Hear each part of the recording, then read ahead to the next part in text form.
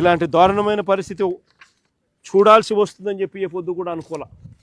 చంద్రబాబు నాయుడు గారి హయాంలో ఈరోజు అలాంటి దారుణమైన పరిస్థితి వస్తూ ఉంది.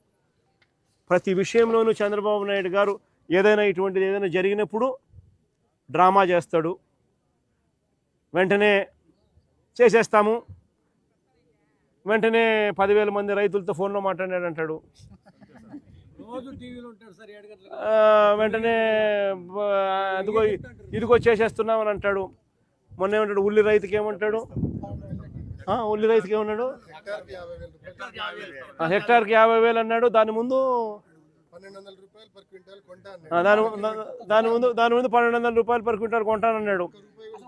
అది కొనలా, అది పోయి మళ్ళీ ఆ తర్వాత 50,000 రూపాయలు పర్ హెక్టార్కి ఇస్తాడు. అది బాయా.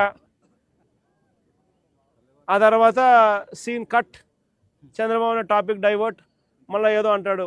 టాపిక్ డైవర్ట్ చేసేందుకు ఏదో గుళ్ళో లడ్డు అంటాడు, ఇంకోటి అంటాడు.